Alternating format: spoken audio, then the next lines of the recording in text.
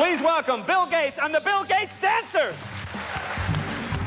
He started out as a shy, computer-obsessed teenager and ended up the richest man in the world.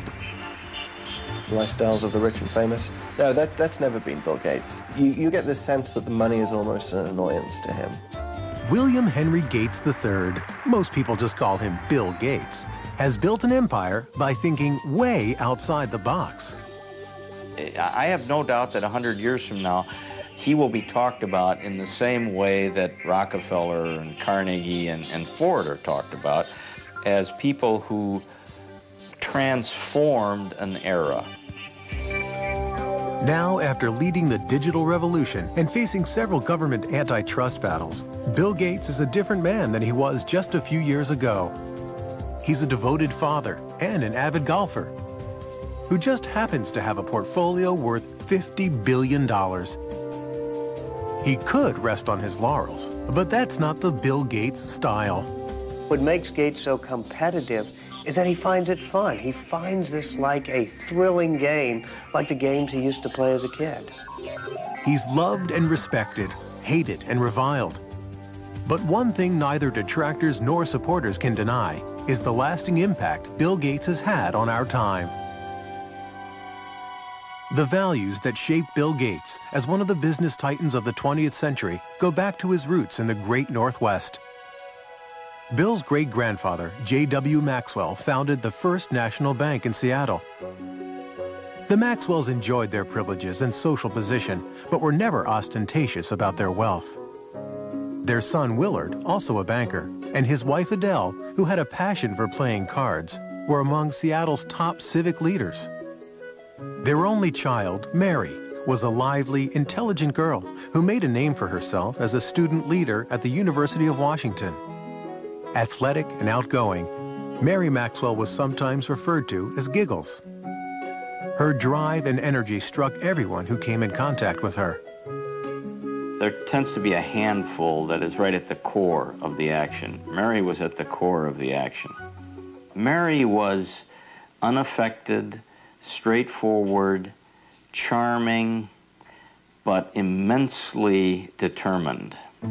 It was at the university that Mary Maxwell met and fell in love with a quiet, scholarly young man, Bill Gates Jr., who would go on to become one of Seattle's most prominent attorneys. When Bill and Mary wed in 1951, she decided to give up a career as a teacher to raise a family and devote time to charitable work. The first of the Gates' 3 children, Christy, was born in 1953. She was followed by a brother, Bill Gates III, born on October 28, 1955. He was given the nickname Trey. That derives from the fact that he was William H. Gates III, and the card players in the family think of anything with a 3 as being a Trey, so he became Trey. His mother had an extremely close relationship with Bill from the start. She even took him with her when she volunteered as a lecturer in Seattle schools. It wasn't long before her precocious son would read the World Book Encyclopedia from A to Z. We'd lose him sometime for hours at a time, and when I would ask, "What are you doing?" he'd say, "I'm thinking, Mother." The Gates family prized competition, and young Bill loved testing his mettle in outdoor activities and indoor games. Among his favorite board games were Risk, in which the object is world domination, and the perennially popular Monopoly, where, with a bit of luck, anyone can become a tycoon. He was competitive in cards with his sister, races to see who could do jigsaw puzzles faster, ski racing, sailing, whatever. He wanted to do it well and as good as the other folks that he was with.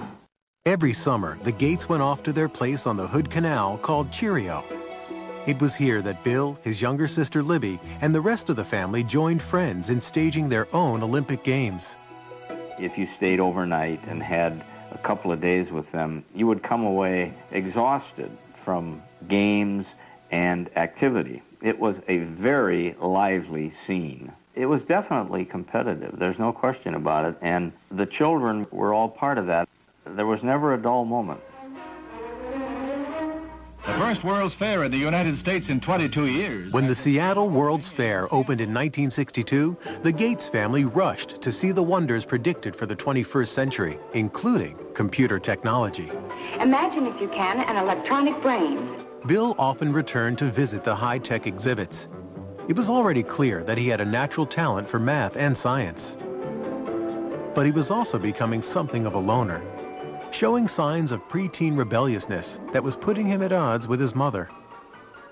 Mary and I grew up in very orderly families where parents were controlling personalities, and we carried that forward. And that particular mode wasn't exactly consistent with Bill or Trey, who somewhere around about 11 or 12 began to be very independent emotionally. He was quite willing to make up his own mind about what he wanted to do and not do, and that was really tough for us, particularly for Mary. He was kind of lost. I mean, he was ill at ease in school, wasn't sure exactly how he wanted to spend his time. Obviously, very smart, brilliant kid, but kind of lacking direction. And he went through some counseling at that time. He went through a change in his school. Although they believed in public education, Bill's parents felt he would find more direction and discipline at Lakeside, Seattle's best private prep school. He began to blossom at Lakeside. He was an excellent math student. He was excellent across the board. I mean, he was a superb drama student and interested in reading all different kinds of books and so forth. So he wasn't just totally math science oriented. He had a wide breadth of interests. When Bill started high school in 1969, the U.S. space program was at its peak. Apollo 11 took men to the moon that July. The Eagle has landed. But the computers that made it possible were still electronic giants that cost millions of dollars and required an army of people to run. Most schools at that time could never consider buying a big computer, but Lakeside had made an extraordinary deal that would be fateful for Bill Gates. A Seattle company offered the use of its computer through a teletype linked to the school. Young Gates was entranced by the possibilities of this primitive machine and started spending every free moment in the computer room. The story has often been told, and it's completely true, that he would get up at night and leave and go over to work on the computer and come back, and we wouldn't know that he'd been gone. Bill Gates shared this addiction with upperclassman Paul Allen, who could not have been more different from Gates. He was not only 2 years older, but substantially larger. Where Allen was quiet and contemplative by nature, Bill could be shrill and confrontational. Nevertheless, this odd couple was destined to make history together. While attending Seattle's prestigious Lakeside Prep School, Bill Gates met Paul Allen, an upperclassman who shared his obsession with computers. They bonded by writing software code together, and somewhat competitive, Paul Allen and Bill Gates. They every now and then would have fights. At one point, Paul Allen kicked Bill Gates, who was a little bit younger, off of the little group they had who was writing software, but then he realized that he needed Gates back. He couldn't do it without him, and Gates said, well, I'm happy to come back, but this time I'm going to be in charge. By 1970, when Bill was just 15, he and Paul Allen went into business together. The two boys netted $20,000 with TrafoData, a computerized program they created to measure traffic flow in the Seattle area. Although Bill had the luxury of family money, he was determined from the start to make his own fortune. The father of one of Bill's boyhood friends said Bill always had a nose for the dollar. Even as a kid, he knew the value of a contract, and even had a contract to use his older sister's baseball mitt that was signed in a legal document. In the summer of 1972, at the age of 17, Bill went to Washington, D.C. to work as a Senate page. This exposure to politics and government would come in handy later on. Back home that fall, he took a leave of absence from school when he and Paul Allen got their first real jobs with a computer company. They began talking about starting their own company, but the Gates insisted that their son finish high school and attend college. His mother used to worry that he was socially awkward. Well, maybe he was, but he had other things on his mind, and he was not rude, he was not abrupt. He was marching to a different drummer. He's a genius, and he has a different agenda. Bill graduated from Lakeside in 1973, and his parents took great pride in his acceptance at Harvard University. So he left Seattle and headed east to Cambridge, Massachusetts. As a freshman at Harvard, he thought briefly about preparing for a career in law, but no course of study ignited his imagination like his work with the computer. Bill was somebody who was always very determined to do what he was interested in doing. The things that he was less interested in, which often included his academic classes, he tended simply to coast and get by on talent. I remember there was a course in Introduction to Greek Literature where he'd really done, as best as I could tell, none of the work during the year. Stayed up all night the night before the exam, slept through part of the exam, and still got a B. It was not surprising that Gates fell asleep in an exam. Between classes and time spent at the Harvard Computer Center, he seemed to be on the go 24 hours a day. I mean, he was always very focused on whatever it was that he was doing. He could come into his room, not get undressed, just kind of lie down on his bed, which of course would be not made because he had never had time for that, and just fall asleep. Door open, fully clothed, lie down, sleep, and then when he's refreshed, boom, back up at it and whatever the next thing was. Bill paused long enough to make some lasting friendships at Harvard, but his social life was not a priority. He dated only occasionally, with varying degrees of success. I interviewed several women who had dated Bill just briefly, and one told me the very first question Bill asked her was, "What did you score on your SAT test?" You know, this is not exactly, you know, what a young woman wants to hear.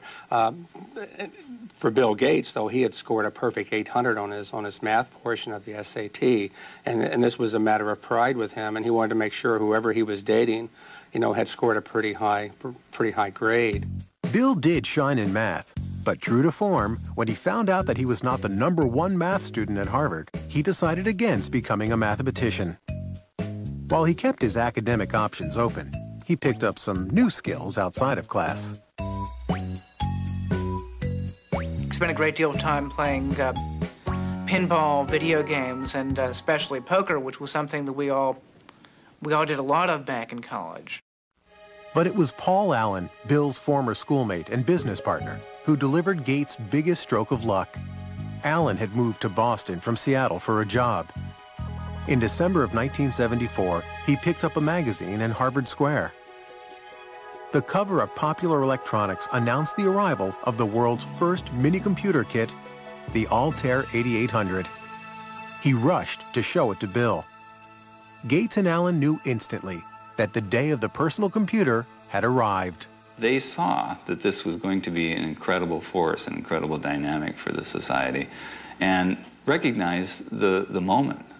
The Altair was made by a small company in Albuquerque, New Mexico, not far from the former atomic testing grounds at Alamogordo. Ed Roberts, who ran the company, was looking for someone to create software to run on his unique little computer. Gates and Allen convinced him that they were the ones who could do it, and worked day and night at the Harvard Computer Center for 2 months.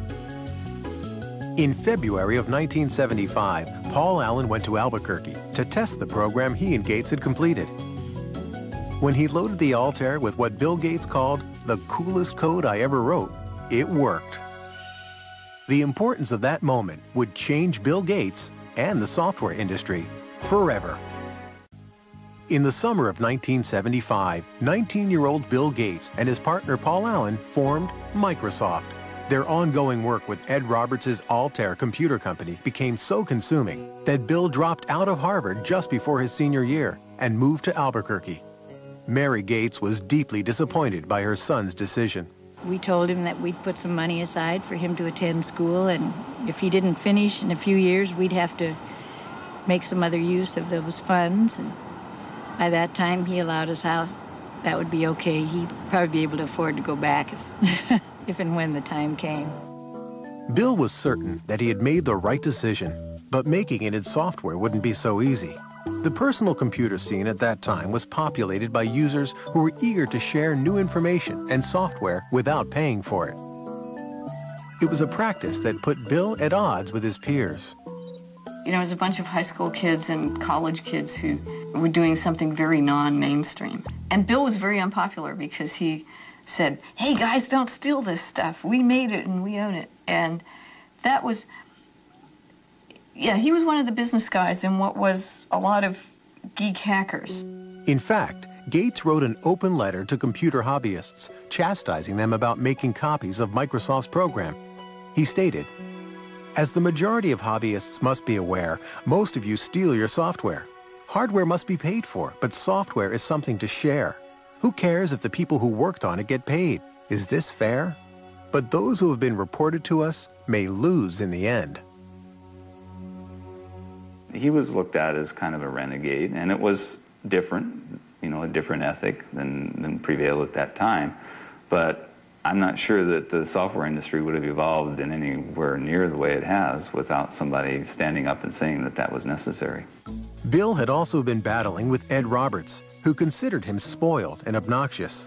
The two disagreed about almost everything, and Roberts was a formidable adversary. Ed Roberts was a massive man, something like 6'6", weighed 300 pounds. Here Bill Gates was. I mean, he formed Microsoft at age 19, and he looked like he was 13 years old. He was standing up to this bear of a man, going face-to-face with him and screaming and shouting matches. A final confrontation came in May of 1977, when Roberts sold his business, and Gates had to sue to keep the software he and Paul Allen created for the company. Gates won. We take a hard line on software. Microsoft expanded into new software languages, and Gates and Allen started to sell their products to other computer companies. At the end of 1978, with sales approaching the 1 million mark, they moved Microsoft from Albuquerque to Seattle. Bill was glad to be back and went into high gear to promote his hometown company. We always design with the future in mind. Our research people are always tracking the latest in hardware and software technology. It was Bill Gates who was actually the real marketing genius behind Microsoft. Early on, he was the one who was actually going out on the road and trying to sell this company and its software. And oftentimes, he would take his mother with him on these trips. Bill's highly respected and well-connected mother would come to play a pivotal role in his early career. Mary served on a number of corporate boards as well as the University of Washington. She was on the National Board of United Way. Also on the National Board of United Way was the CEO of IBM, which is how her son met the CEO of IBM, through her. What would your ideal home computer be like? By November of 1980, IBM was banging on the door of the fledgling Microsoft. Without an overpowering price. The largest maker of computers in the world now wanted to talk to Gates and Allen about coming up with an operating system for their new line of personal computers. From their first meeting, IBM misjudged who they were dealing with. He looked like a sub-teen, you know. He was skinny, had a real mop of hair, you know, kind of casual, and basically people didn't take him seriously as a business person. But the IBM brass soon discovered Gates was no amateur. He quickly convinced them that Microsoft could deliver their new software. First, he purchased an existing operating system, which he then adapted for the IBM personal computers, calling it MS-DOS. Bill Gates, as he's often done as a shrewd businessman, knew where to get an operating system. He just went down the road a few miles and bought it for $50,000. But then the real brilliance was that when they developed that operating system for IBM, IBM wanted to buy the source code, which would have given them the disk operating system, or what became known as DOS. And instead, Microsoft refused to actually sign the rights over to DOS.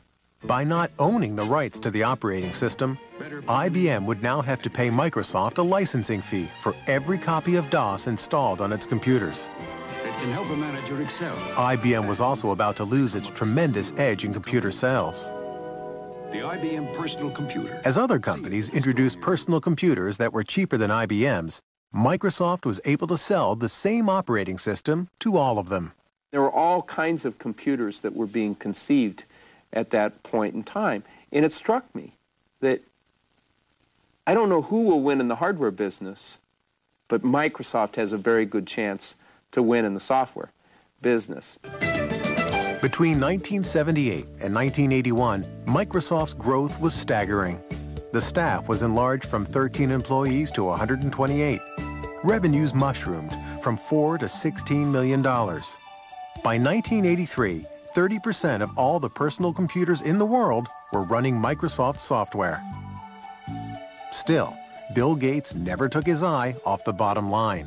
He never flew first class unless it was absolutely necessary. You would often find him sitting in coach, in fact, with a blanket over his head so he could get some sleep. So his parents taught him well early on the value of money and hard work, and translated later into his life with not only how he ran his personal life, but how he ran Microsoft. My name is Bill Gates. I'm chairman of Microsoft. The early 1980s was an exciting time for an industry run mostly by people under 30. Microsoft began working on software for innovative companies like Apple and its guru, Steve Jobs. Their Macintosh computer and software were considered by many to be the most ingenious in the industry and the way of the future. To create a new standard, it takes something that's really new and really captures people's imagination. And the Macintosh, of all the machines I've ever seen, is the only one that meets that standard. But it wouldn't be long before Microsoft and Apple would be locked in a bitter struggle over the rights to the next generation of software. Bill Gates was also about to receive news that would rock Microsoft to its very foundation. By 1983, the future could not have looked more promising for 28-year-old Bill Gates and Microsoft. The personal computer business was booming, and there was an ever-increasing hunger for software. Bill Gates and Paul Allen were emerging as the crown princes of the personal computer age. But in the midst of the breathtaking rise of their company, they were stunned by some terrible news. Paul Allen, Bill's friend and partner since high school, was diagnosed with Hodgkin's disease, a form of cancer. It did give Bill kind of a perspective that he didn't have before. You know, he'd always been very, very hard driving, very demanding, and this may have helped him understand a little bit better in terms of what other people go through. Allen's disease went into remission 1 year later, but he would never again take full part in the day-to-day business of Microsoft. For two men in their early 30s who created a company of global significance and made millions, it was the end of an era. I think history's going to show that their partnership really was an incredible dynamic. I often compare it to the Beatles, Lennon and McCartney. The songs they wrote together are the ones that pretty much we remember and get played over and over again. They were great songwriters individually. You know, we still hear their songs that they wrote on their own. But somehow together they were even greater than the sum of their parts. And Paul and Bill were like that. By 1984, Bill Gates had become the singular face of Microsoft. In April of that year, he was heralded by Time magazine as the quintessential representative of a new breed of businessman. One who understood both nuts and bolts technology and corporate strategy. When you work with Bill, you can see that in almost any meeting you're in or anything you're discussing, Bill instantly puts together a profile of all of the cases. What about this? What about this? What about this? What about this? What about this? He almost builds this checklist of everything that can possibly happen in his head in a very structured way, and then he runs through it. Protect mode file system, the super advanced file system. Microsoft was often referred to as a math camp, where Gates' demanding management style kept the creative process churning and sometimes set off heated confrontations. The early Gates would challenge just about anything. He'd call things the stupidest idea you'd ever heard.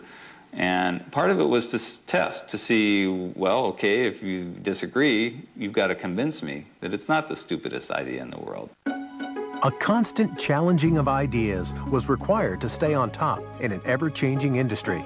Gates surrounded himself with a team that shared his relentless work ethic. Certainly when we are working to release a software product, we are sleepless in Seattle. There's a story about Bill from Miriam Lubau, his assistant. She was new to the company. She came in one morning and she didn't know if she should call police because there was this guy sleeping under a desk. But it turned out to be Bill. The effort was paying off. Microsoft posted more than $140 million in sales in 1985. In 1986, Gates introduced Microsoft Windows. it would become the company's signature program. Critics quickly noted that in its use of a mouse and icons, it bore more than a passing resemblance to the Apple Macintosh operating system, considered to be the most user-friendly. If you know how to point, you already know how to use it. Macintosh, the computer for the rest of us. Apple had given Gates full access to their technology while he was working on new software for the Macintosh computer. Gates advised Apple early on that they should license their software. But Apple was more interested in selling computers than software. They ignored the suggestion. Once again, Gates took advantage of an opening and ran with it. In this industry, we compete and we collaborate at the same time. Bill once had a conversation with me, says, you know, I'm a competitor, so even though I'm a friend, don't tell me information that you don't want me to use against you, because I'm going to compete with you, and if you tell me something that's useful in competing, I'm going to use that information. Apple decided that Gates was not going to take a bite out of their business and threatened to sue over Windows. Gates, in turn, said he would withhold Microsoft software Apple desperately needed for its computers. In the end, Microsoft overpowered Apple in the courts.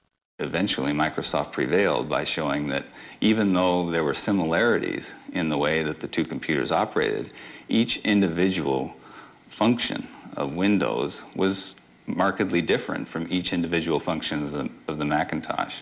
Even though the first version of Windows was far from perfect, it gave Microsoft a new financial and creative base. In 1986, Bill Gates took his company public. He held 45% of the stock, which made him a billionaire at the age of 31. Still, Gates never felt secure about the status of his company. He doesn't want to fail. And when you have that kind of a fear, when you're always looking in your rearview mirror to see who might be, you know, creeping up to do in Microsoft on a given day, it just consumes him, and it makes him certainly the most competitive human being in the personal computer industry. He's driven. It's white-hot intensity. Gates was also gaining a reputation for being ruthless, and some powerful forces began to line up against him. Now that PCs had taken off, IBM chose to make a big push with its own operating system to replace DOS, which it licensed from Microsoft. It was called OS/2. We were concerned whether we could weather the storm, so to speak, especially given the fact that this was a big storm. IBM, a very powerful company, a lot of software people, a lot of cash, a lot of resolve to potentially put Microsoft out of the operating system business. Ironically, Microsoft played a role in developing OS/2. But Bill Gates was not about to abandon his own software. He decided to stake his company's future and his own reputation on the Windows software his team continued to upgrade, even if it meant losing IBM as his biggest customer. On May 22, 1990, Microsoft launched Windows 3.0. This new and improved version swiftly became a bestseller. Ultimately, OS/2 failed in the marketplace, leaving Microsoft with a virtual monopoly on operating systems for PCs. Now the Federal Trade Commission began looking at claims that Gates was using this dominance in operating systems to cut off competition by cutting prices on Microsoft products. It seemed Microsoft's mild-mannered chairman was gaining a seek and destroy image. Bill Gates is not a brutal guy. He just needs to win. And he's willing to win, gracefully or non-gracefully. It doesn't matter. A win is still a win. Predatory pricing was not the only charge leveled at Microsoft. In 1993, the Justice Department began a new investigation. Gates would have to face one of his most formidable opponents, the United States government. In 1993, Bill Gates and Microsoft were again under investigation by the U.S. Justice Department. They examined complaints that Microsoft was charging computer makers a licensing fee based on the number of computers they sold, including those computers not running Microsoft software. They made computer manufacturers pay for the Microsoft software, whether it was installed on their computer or not. And as a result of that, they prevented competitors from entering the market. The Justice Department has charged Microsoft, the world's largest software company, with using unfair marketing and contracting practices. In July of 1994, Microsoft agreed to stop charging the fees in question, and the Justice Department dropped the case. Gates would never admit that Microsoft had a monopoly, and maintained he was simply providing better software at lower prices. I mean, we're not like an alligator. We don't go around and eat things. We come out with these little boxes, these nice little software packages, and you stick them in your computer, and you either have fun using it, and it helps you get things done, or not. But it wasn't that simple for investors. The government probes and the fights with IBM and Apple caused the value of Microsoft's stock to drop. There was now more pressure than ever to turn out the next version of Windows. Gates found some inventive ways to release the tension. He appeared in commercials for his company with Microsoft Top Gun Steve Ballmer. The next frontier. He sometimes made dramatic entrances to tout his company at software conventions, once arriving as Star Trek's Mr. Spock. Gates also instituted the micro games. This hodgepodge competition among the Microsofties is very reminiscent of the games he played as a child at the Hood Canal. It was like summer camp for adults. We'd all go to his house, and he would spend months figuring out what the various games would be, and he would be sort of the master of ceremonies. He'd form us into teams, very carefully figuring out the dynamics of the teams and how we might all interact. And then we would have to do these like summer camp games. And I met Melinda first at one of those micro games. Melinda was 28-year-old Melinda French, a Duke graduate with an MBA. She had been working as an executive at Microsoft for several years. It was becoming increasingly clear to Bill's family and friends that she was the woman that 37-year-old Gates had decided to spend his life with. He dated Melinda for quite a while before they got married, and so I saw them together over the years, and they always looked like they had a very special thing going, you know, a level of intimacy and a level of intellectual connection that just caused sparks. She's a really wonderful person, a perfect match for him. Very, very bright, very organized, very supportive, very interested in family and good family life. Bill and Melinda were married in Hawaii on January 1st, 1994. The night before the ceremony, Bill had arranged for a special serenade for Melinda. He had Willie Nelson play the night before his wedding, and it was a total surprise. Bill got up and he said, you know, I really love Melinda, and I really want to sing her some songs tonight, and I don't sing that well, and so I asked a friend of mine to come and do a little singing for us, and so it was a big surprise. In Melinda, Bill found a partner who gave him the kind of personal happiness he'd been looking for, and who also understood the professional demands of his business. But only months after his marriage, the joy that Bill shared with his family would turn to heartbreak. His mother, Mary, who had been his most devoted ally, was diagnosed with breast cancer. She died in the early morning of June 10, 1994. Bill rushed home to be at his mother's side. When he came to the house that night, he'd been stopped by the police on the way because he was speeding. And of course, the policeman recognized him. It wasn't the first time he ever got stopped for speeding, by the way. And they looked at him and they said, what's going on? Because he said, you know, I was sitting there and the tears were just running down my face. And the policeman said, well, he said to the policeman, I'm sorry, he said, my mother just died. And the policeman said, well, you go ahead, you go on home, but please slow down a little bit if you don't mind. So he was very deeply affected by his mother's death, as we all were, of course. In the years that followed, Bill would begin to pick up where his mother left off in creating a philanthropic foundation to serve major projects in health and education. But all of his wealth and power would not shield him from the crises he and Microsoft would face on the road ahead. By 1995, 39-year-old Bill Gates had settled into a new life as a married man. With his wife, Melinda, he took time off to explore the world from Africa to China. It seemed that Bill Gates now truly had it all. This is a man so successful, his chauffeur is Ross Perot, ladies and gentlemen. Please welcome Bill Gates and the Bill Gates Dancers. 1995 was also a banner year for Microsoft. Windows 95 was introduced to great fanfare. Tonight Show host Jay Leno kicked off the ballyhoo for the new software. Windows 95 is so easy, even a talk show host can figure it out. Clearly, Gates was still Microsoft's best salesman. But from now on, it wouldn't be all business for the boss. On April 26, 1996, Bill and Melinda welcomed their first child, a daughter, Jennifer. He just loves that little girl. It's just so marvelous to see.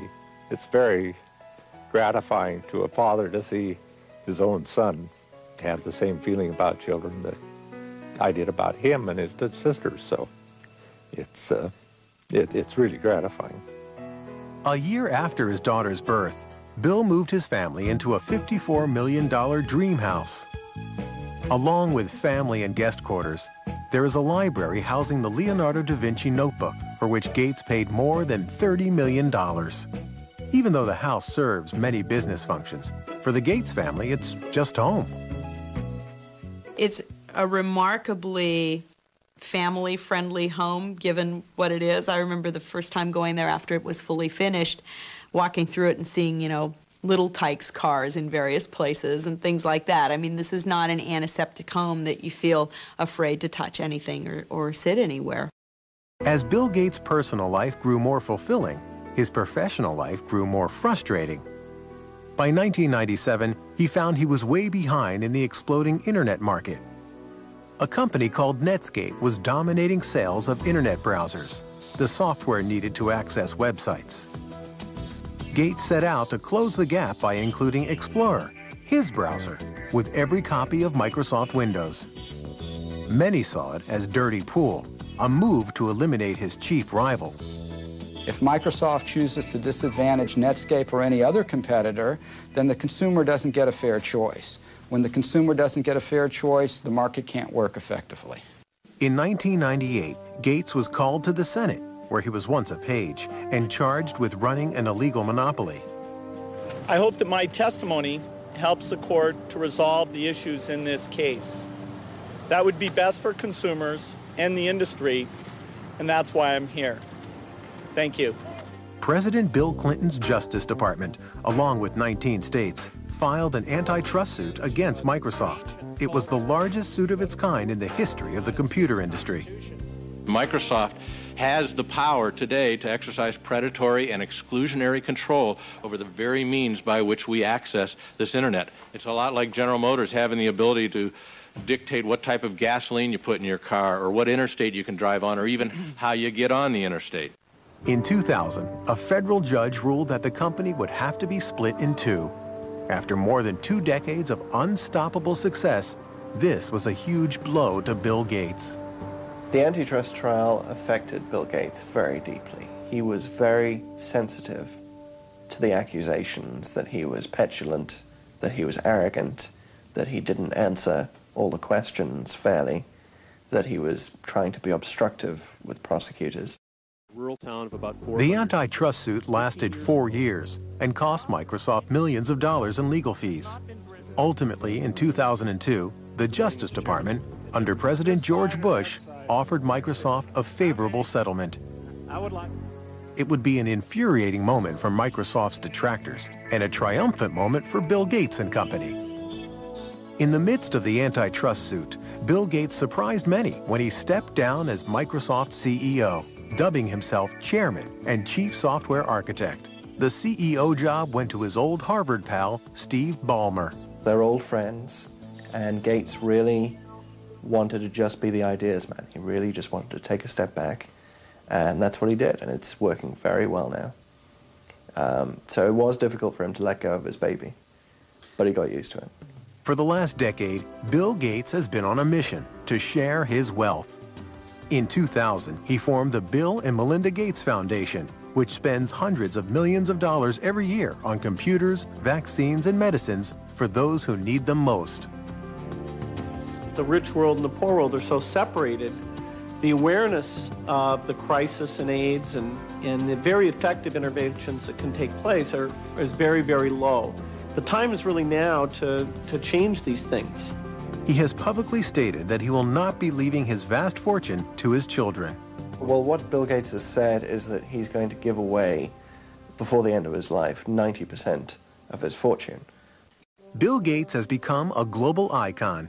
His second book, Business at the Speed of Thought, was published in 25 languages and is available in more than 60 countries.